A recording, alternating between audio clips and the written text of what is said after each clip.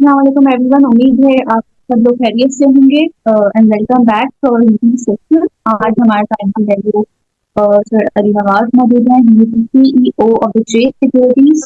तो आइए मैं वेलकम करते हैं। अस्सलाम वालेकुम sir. Waalaikumsalam, thank you. Sir हम जो सबसे पहले आज की मार्केट की बात करते हैं। हमने देखा आज जो है वो मार्केट ने हिस्टोरिकल हाई बनाया। तकरीबन 76,000 तक जो है मार्केट क्लोज हुई। पूरे वीक में मार्केट का जो रुझान था वो तेजी में रहा था। तो सबसे पहले बताइएगा क्या वजह थी इसकी, क्या न्यूज थी कोई इसके पीछे? क्योंकि हमने ऑल्दो ये सुना था कि बजट की वजह से जो है वो इस वक्त मार्केट में नहीं काम करना चाहिए। तो क्योंकि मार्केट में जो है टैक्सेस लग सकते हैं इस बजट में, लेकिन फिर भी हमने इसके बावजूद देखा मार्केट में एक तेजी थी। तो क्या कोई न्यूज़ थी इसके पीछे, क्या वजह थी? ये देखें, हम मार्केट में देख रहे हैं कि जो इंस्टीट्यूशनल इन्वेस्टर्स हैं और जो फॉरेन इन्वेस्टर्स हैं वो थोड़ा सा लॉन्ग टर्म व्यू ले रहे हैं, क्योंकि मार्केट में वैल्यूएशंस बहुत सस्ती हैं, डिविडेंड यील्ड्स बहुत अच्छी हैं, इंटरेस्ट रेट्स कट की एक्सपेक्टेशंस मार्केट में है। तो जो long term medium term buyers होते हैं वो कंटिन्यूसली एक्यूमुलेट कर रहे हैं, उनको ऐसी ही सर्टेनिटी अनसर्टेनिटी में जो है वो अच्छी पोजीशंस मिल जाती हैं। तो हम उनकी तरफ से एक्यूमुलेशन देख रहे हैं। फॉरेन इन्वेस्टर्स की बाइंग तो हम पिछले 1-1.5 महीने से कंटिन्यूस देख रहे हैं कि हो रही है, या ना कि सिर्फ स्टॉक्स में बल्कि टीबिल्स में भी हो रही हैं। तो वो पाकिस्तान में थोड़ी इन्वेस्टमेंट्स आ रही हैं। फिर आज सुबह को रेकोडेक की जो खबर थी जिसमें सऊदी अरेबिया से डील तय पा गई है 15% स्टेक उनको बेचने की, ये भी एक अच्छा सेंटिमेंट था मार्केट में। और फिर यूएई की इन्वेस्टमेंट्स की भी न्यूज थी। फिर आईएमएफ का भी बहुत अच्छा स्टेटमेंट आया है जिसमें वो हमें प्रोग्राम देने पर आमादा है। तो आई थिंक ये सारी फैक्टर्स वजह बनी आज मार्केट के अंदर पॉजिटिव मोमेंटम की।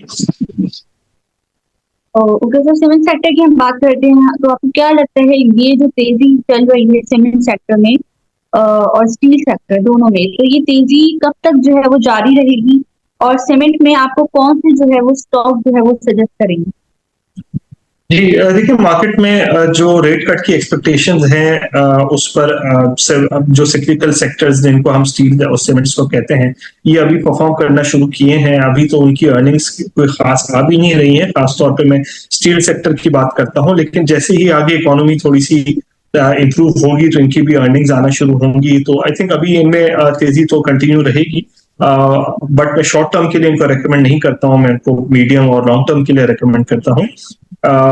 और सीमेंट्स में भी हम देखेंगे कि जो है वो जिस तरीके से बजट अनाउंस होता है, तो इसमें इस बार जो पीएचडीपी का बजट है लगता है पिछले साल से जरा ज्यादा होगा और थोड़ा सा ज्यादा यूटिलाइज भी होगा। तो इस वजह से लग रहा है कि सीमेंट्स और स्टील में जो पॉजिटिव मोमेंटम है ये कंटिन्यू रहेगा। हाउएवर बजट से पहले हम इन सेक्टर्स में वॉलेटिलिटी देख सकते हैं। तो इन लेवल्स पे जो भी इन्वेस्ट करें वो थोड़े मीडियम टर्म व्यू के साथ करें। तो सर कौन सी स्टॉक जो है वो आप सजेस्ट करेंगे? जी बिल्कुल, सीमेंट्स में मैं रेकमेंड करता हूँ यहाँ से DG Khan cement, maple leaf cement और फौजी सीमेंट। स्टील सेक्टर में रेकमेंड कर रहा हूँ मोगल स्टील। तो ऑटो सेक्टर के हवाले से आईएमएफ की क्या जो है वो शराइतें हैं? देखिए, हमने आईएमएफ की शराइत तो अभी कोई फॉर्मल वे में उन्होंने कम्युनिकेट नहीं की है। जो न्यूज़पेपर से और जो मीडिया की सोर्सेस से ये खबर आ रही है कि वो उन्होंने रेकमेंड किया है कि 850 सीसी गाड़ी से ऊपर की जो भी गाड़ियां हैं उस पर विथ होल्डिंग टैक्स बढ़ा दिया जाए। ये बेसिकली पॉसिबल है। ये अगर 850 से नीचे गाड़ी सीसी की गाड़ियां जो है वो उमूमन जो है जो जो तबका इस्तेमाल करता है उस पर बोझ नहीं डाला जा रहा है। और जो लग्जरी कार या जिसको हम 850 सीसी से ऊपर की गाड़ियां कहते हैं उस पर विथ होल्डिंग टैक्स बढ़ा रहे हैं। आई थिंक ये टैक्स उन लोगों पे लगाया जा रहा है जो कि रिलेटिवली इस पोजीशन में है कि पे कर सकते हैं। तो आई थिंक ये एक डिमांड उनकी सामने आई है थ्रू मीडिया सोर्सेस। बट अभी वो एक्चुअल उनकी क्या रिकमेंडेशन है वो हमें बजट के बाद ही मालूम।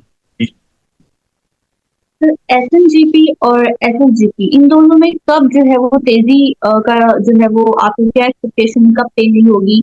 और एसएनजीपी में नेक्स्ट क्वार्टर में तो और कितना डिविडेंड जो है वो ये नेक्स्ट क्वार्टर में अनाउंस कर सकता है? जी देखिए, एसएनजीपी का हमने देखा हाल ही में रेवेन्यू रिक्वायरमेंट्स डिटरमाइन हो गई है। ये एक इम्पोर्टेंट फैक्टर होता है बिफोर रिजल्ट अनाउंसमेंट। जब रेवेन्यू रिक्वायरमेंट्स उनको मिलती हैं तब जो है वो इस पोजीशन में होते हैं कि वो फाइनेंशियल रिजल्ट्स अपने बना सकें। वो उनको मिल गई हैं। हम जल्द ही इनकी बोर्ड मीटिंग्स अनाउंस होते हुए देखेंगे और हम सुई नॉर्दर्न में 2 से 3 रुपए का डिविडेंड एक्सपेक्ट कर सकते हैं। शायद ज्यादा भी हो, लेकिन आई थिंक एक्सपेक्ट 2 से 3 रुपए के दरमियान करना चाहिए। एनएमएल निषाद में शॉर्ट टर्म होल्डिंग में आपको जो है वो क्या लगता है, कितना गेन जो है वो दे सकता है? देखिए, निशात मिल फंडामेंटली एक बहुत अच्छा स्टॉक है। 24 अरब रुपए की इसकी मार्केट कैप है। इसकी इन्वेस्टमेंट का पोर्टफोलियो 50 अरब रुपए से ऊपर है। अभी आप टेक्सटाइल बिजनेस को छोड़ दें, सिर्फ जो इनकी इन्वेस्टमेंट्स हैं इनटू डिफरेंट ग्रुप कंपनीज, वो ही 50 अरब रुपए से ऊपर की, और ये पूरी कंपनी आपको 24 अरब रुपए में मिल रही है। सो आई थिंक वो काफी चीप है। अर्निंग्स भी इनकी अच्छी है। फिर इनकी ग्रुप कंपनी से डिविडेंड्स भी बहुत अच्छे अनाउंस किए हैं, चाहे वो निशात पावर हो, चाहे वो निशात चाहे वो लालपीर हो, चाहे वो पाकजन पावर हो, चाहे वो एमसीबी बैंक हो। तो आई थिंक ये निशात मिल के लिए काफी बेहतर है, और हम इसको जो है वो अभी तो ये काफी लो मल्टीपल्स पे ट्रेड कर रहा है, बट हम इनमें इस स्टॉक में 25-30% की अपसाइड देख सकते हैं अगले 6-8 महीनों में। तो बैंक्स की बात करते हैं तो हमने देखा बैंक्स जो है वो काफी हमने तेजी में देखे। तो पहले तो ये बताइएगा क्या वजह थी बैंक्स में जो हमने ये तेजी थी, और सेकेंडली कौन सा जो है वो बैंक जो है वो आप रिकमेंड करते हैं नेक्स्ट लेवल में? जी देखिए, बैंक्स हमने देखा उन्हीं बैंक्स में रैलीज देखी गई हैं जिनकी डिविडेंड्स बहुत अच्छे थे। खासतौर पे एमसीबी, मीजान, यूबीएल बैंक, बैंक अल फलाह, बैंक अल हबीब, इन सब की डिविडेंड यील्ड्स 16% से लेकर 20% के दरमियान है। और सिंस रेट कट अब आगे एक्सपेक्टेड है, तो वो सारे स्टॉक्स जिनकी डिविडेंड यील्ड्स बहुत अच्छी हैं उनको इन्वेस्टर्स एक्यूमुलेट कर रहे हैं। तो आई थिंक ये वजह थी इसमें जो है वो, और खासतौर पे जब आपके फॉरेन बाइंग्स आती है, फॉरेन बाइंग आती है, इंस्टीट्यूशनल बाइंग आती है, तो वो भी ब्लू चिप स्टॉक्स में ही आती है। तो वो भी टॉप की 2-3 बैंक्स में आई है। फर्टिलाइजर सेक्टर में भी आई है, हप्को में भी आई है। यही स्टॉक्स होते हैं जो कि नॉर्मल फॉरेन इन्वेस्टर्स भी लेते हैं और लोकल इंस्टीट्यूशनल इन्वेस्टर्स भी लेते हैं। तो ये वजह बनी इनकी अच्छी अर्निंग्स की, फोरकास्ट की और इनकी डिविडेंड्स की। तो फूड सेक्टर की बात करते हैं तो फूड सेक्टर में आप अपना व्यू दे दिएगा, और सेकेंडली यूनिटी और एंग्रो फूड को बाय किया जा सकता है, जो फिलहाल इसका रेट चल रहा है, तो इस रेट पे क्या Engro food and unity food को बाय कर सकते हैं? देखिए, ये फूड्स तो काफी जो है वो हाई मल्टीपल्स पे ट्रेड करता है। मैं जो हूँ वो, हमारे हाउस की कोई बाय कॉल नहीं है इसके ऊपर। और ये स्टॉक्स रिलेटिवली थोड़े से स्लो मूव करते हैं, और ये बड़े ही स्पेशलाइज्ड इन्वेस्टर्स के लिए होते हैं, क्योंकि उनकी अर्निंग्स भी अभी जो है वो, मतलब एक स्टॉक अगर आपको 3-4 के टाइम्स प्राइस टू अर्निंग पे मिल रहा है, और एक स्टॉक अगर 10 टाइम्स प्राइस टू अर्निंग्स पे मिल रहा है, ठीक है, उसके फंडामेंटल्स अलग होते हैं, उनकी डिमांड में स्टेबिलिटी होती है। तो stocks like national food, stock like Engro foods, ये जिसको हम फ्राइसन एंड कैंपिना कहते हैं, एफसीपीएल, ये थोड़े हाई मल्टीपल्स पे ट्रेड करते हैं। मेरा ख्याल ये है कि इन्वेस्टर्स को अगर बहुत ही लॉन्ग टर्म के लिए इनमें इन्वेस्टमेंट करना हो तो ये करें, बट शॉर्ट टर्म में इनकी मूवमेंट जो है वो लिमिटेड है।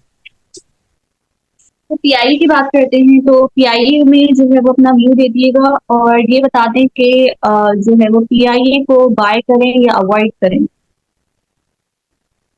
देखिए, पीआईए की हम अभी प्राइवेटाइजेशन होते हुए देख रहे हैं, और ये प्राइवेटाइजेशन 2 चीजों में जो है वो हो गई है, डिवाइड हो गई। कंपनी एक होल्डिंग कंपनी हो गई है, और एक पीआईए जिसमें आपके एयरलाइन के ऑपरेशंस हैं।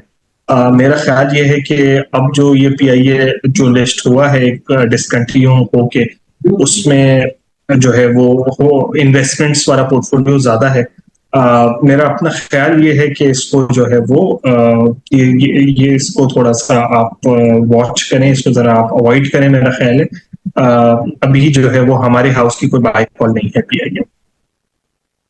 सेशन को रैप अप करते हैं। लास्ट क्वेश्चन ये पूछूंगी कि नेक्स्ट जैसे कि आज लास्ट डे था ट्रेडिंग डे वीक, और जो है वो नेक्स्ट रोल ओवर वीक है, तो कोई टिप अगर प्रोवाइड करना चाहें इन्वेस्टर्स को, हमारे व्यूअर्स को या ट्रेडर्स वगैरह को, तो और जो है वो नेक्स्ट वीक क्या जो है वो स्ट्रेटेजी रहेगी मार्केट की, यही तेजी कंटिन्यू रहेगी या क्या जो है वो स्ट्रेटेजी रहेगी, ये भी सेम है। जी देखिए, हम जैसे जैसे बजट के करीब जा रहे हैं तो वॉलीटिलिटी मार्केट के अंदर बढ़ी है कि हमने ये हफ्ता देखा कि मार्केट में पिछले 3-4 दिनों में कंसोलिडेशन थी, आज बहुत अच्छी मार्केट थी। जिस तरह आपने बताया अगले हफ्ते रोल ओवर वीक है, थोड़ी सी लेवरेज भी हाई लेवल्स पर है। बजट में भी कल हम अगले हफ्ते जब एंटर होंगे तो सिर्फ मेरा ख्याल है शायद 5 वर्किंग डे अगले हफ्ते के और 4 वर्किंग डे जो अगले हफ्ते के रह जाएंगे, उससे अगले हफ्ते के रह जाएंगे और जो अगले कमिंग वीक नहीं अगले उससे जुम्मे को बजट है। आई थिंक वॉलिटिलिटी थोड़ी सी बढ़ जाएगी मार्केट के अंदर। मेरा ख्याल ये है कि इन्वेस्टर्स जो कि लेवरेज प्लेयर्स हैं, जो कि ट्रेडर्स हैं, उनको थोड़ा सा मार्केट में काफी केयरफुल रहना चाहिए। जो मीडियम टर्म इन्वेस्टर्स हैं उनको ग्रेजुअली अपने पोर्टफोलियोज एक्यूमुलेट करने चाहिए। आई थिंक मार्केट का जो आफ्टर बजट व्यू जो है वो पॉजिटिव ही है। ठीक है, हमें कुछ मुश्किल फैसले शायद बजट में लेने पड़े, लेकिन हमने ये देखा जो हमने पिछले साल भी लिए थे उसकी मुल्क की इकोनॉमी में उससे इस्तेकाम आया है।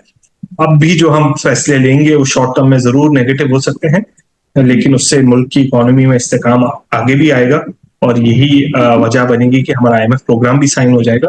आई थिंक इन्वेस्टर्स को अगर कोई डिप्स आती है तो उसको एज एन अपॉर्चुनिटी ट्रीट करना चाहिए और अच्छे स्टॉक्स में अपना पोर्टफोलियो बिल्ड करना चाहिए। टॉपिक्स अगर प्रोवाइड करना चाहें सर। जी, हमारी EMP सेक्टर में topics OGDC, PPL and POL है। हमारी बैंकिंग सेक्टर में टॉपिक्स HBL बैंक और नेशनल बैंक है। हमारी सीमेंट्स में पिक DG, मेपल और फौजी सीमेंट है। स्टील में हम मुगल प्रेफर करते हैं। हम फर्टिलाइजर सेक्टर में EFERT, FFBL और एग्रीटेक जो है वो रेकमेंड कर रहे हैं। इसके अलावा हमारी प्रेफरेंस निशात मिल में है। तो ये 7-8 स्टॉक्स हैं जो कि मैं इन्वेस्टर्स को रेकमेंड करूंगा कि फिलहाल इन्हीं पर फोकस करें। IPPs में आपको रेकमेंडेड है। बिल्कुल, thank you so much sir, आपने जो है वो अपना कीमती वक्त और जो है वो हमारे नाज़रीन को दिया। आगे आने वाले सेशन में जो है वो आपको फिर इनवाइट करेंगे। आपका सेशन जो है वो काफी इंफॉर्मेटिव भी रहा। आगे आने सेशन में आपको फिर इनवाइट करेंगे, अपना ख्याल रखिएगा। अल्लाह हाफिज, थैंक यू।